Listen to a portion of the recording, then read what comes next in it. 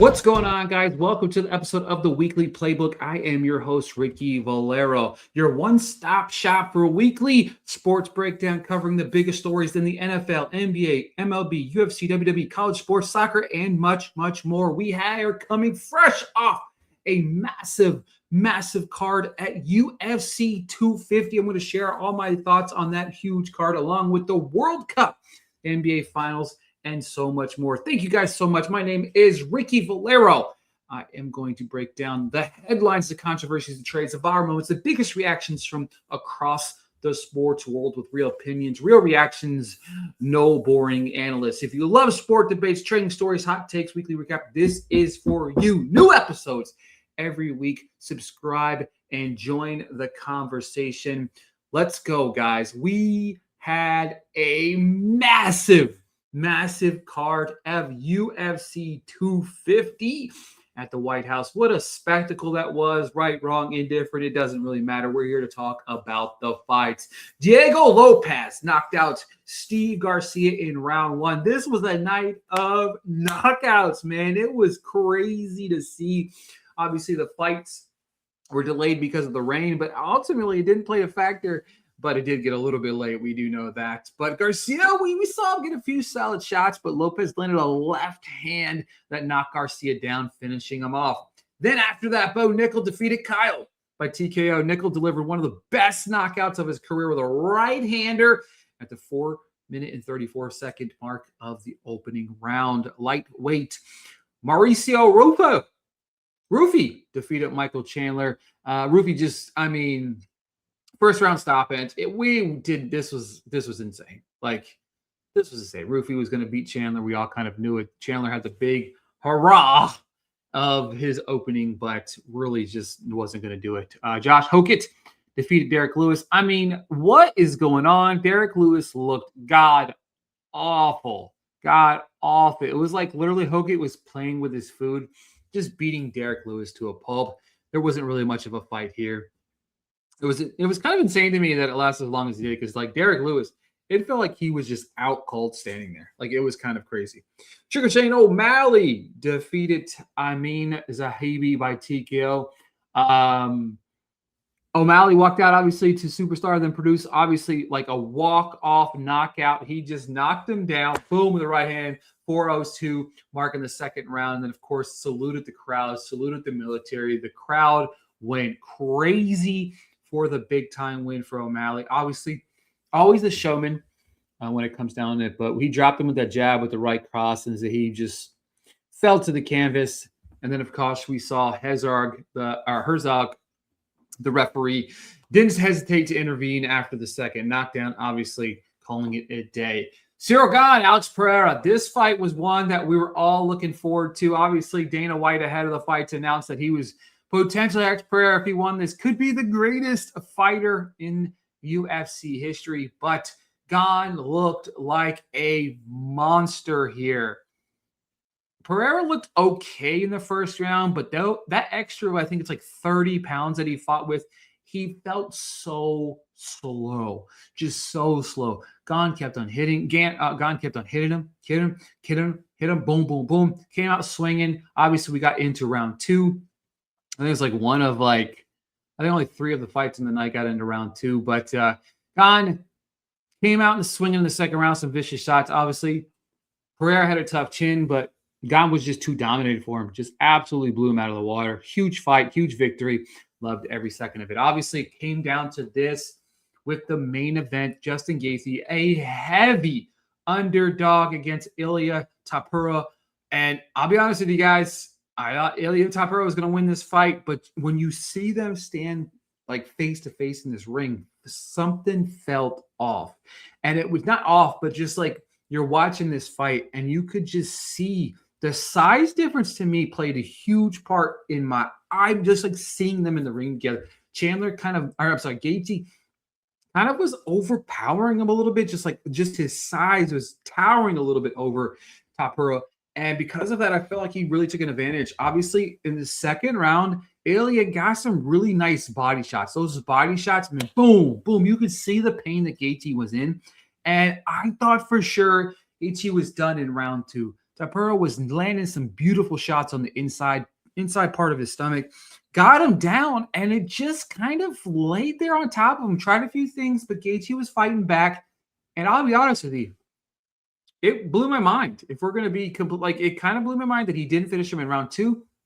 And then Gaethje came out in round 3 and just beat the tarnations out of Tapura. And then obviously at the end of round 3, we thought Ilya was going to be out because of medics announced, the doctor announced, no, stop the fight. But then somebody sweet talked him into letting him continue. And then Gaethje just came out in round 4, just kept on doing what he's doing. If you've seen the pictures of Ilya's face, and they are really, really bad. And Gaethje with a massive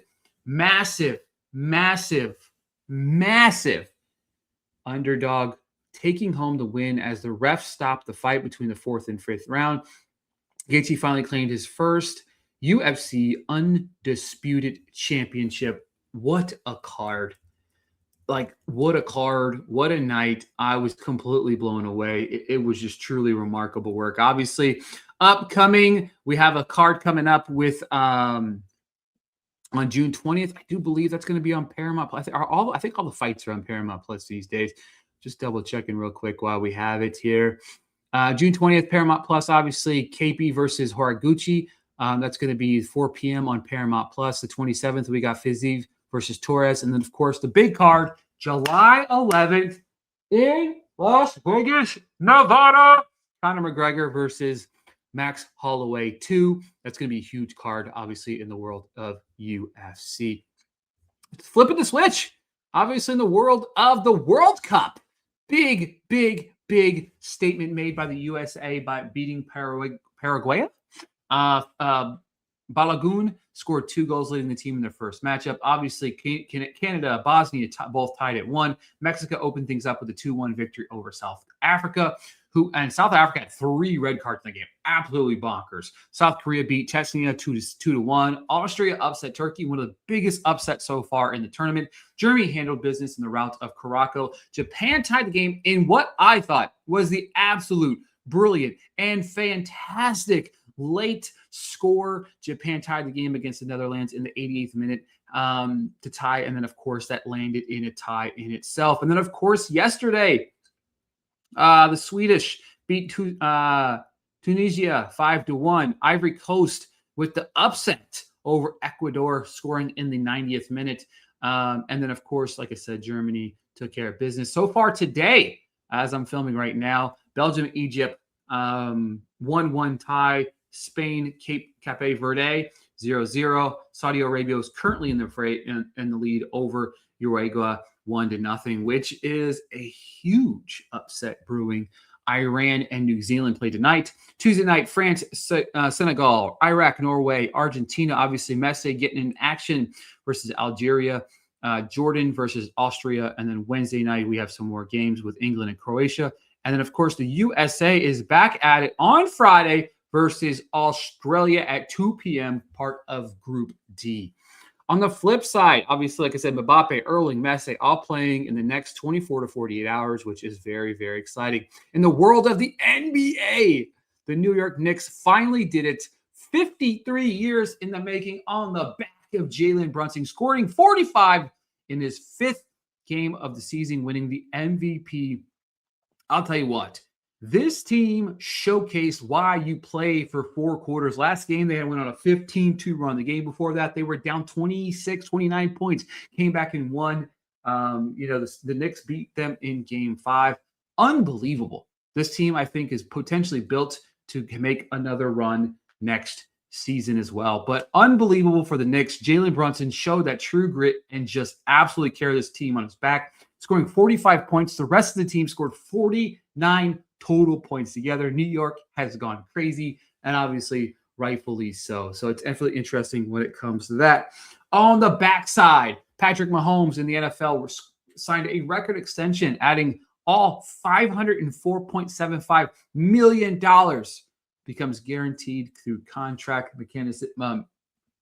Can earn up to $522 million through incentives and escalators.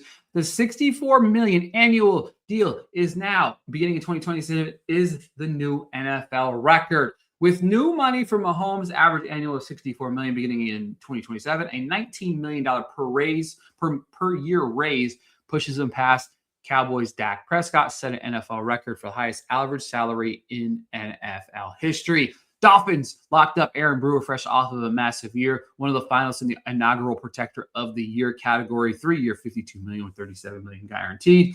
And then Sean Payton gets an extension fresh off the AFC Championship appearance. Sean Payton got a 5-year extension.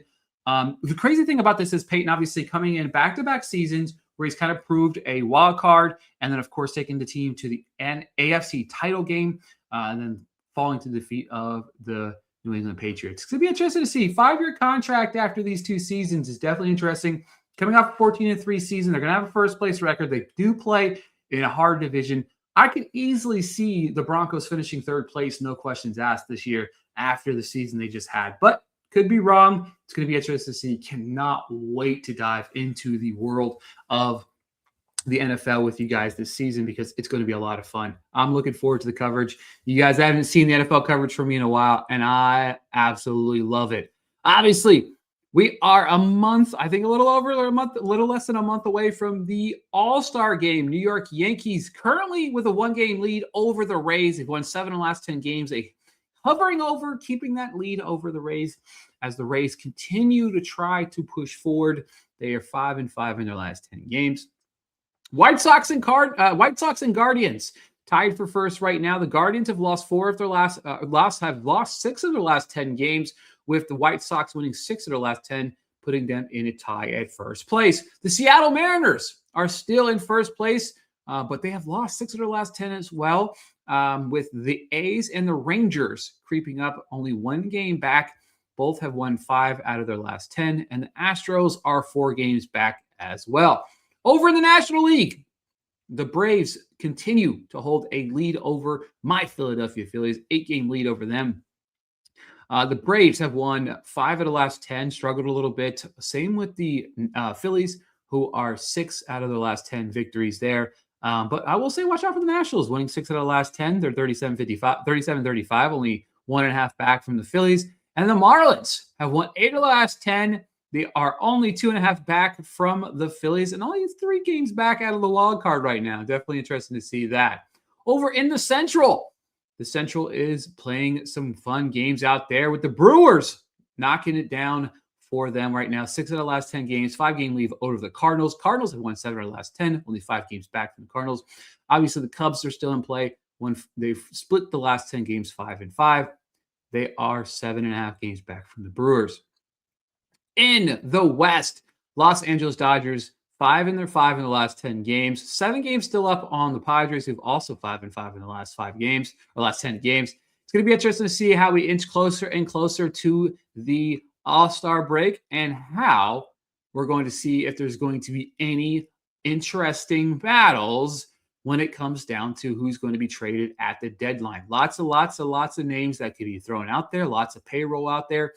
A lot of teams struggling. Obviously, Jacob Mrazorowski, historic 15K Maddox game was insane for the Brewers, showcasing that they have every opportunity to really make a long run in the playoffs. But definitely interested to see how that plays out. Folks, that is it for this week's episode of the Weekly Playbook. Lots up.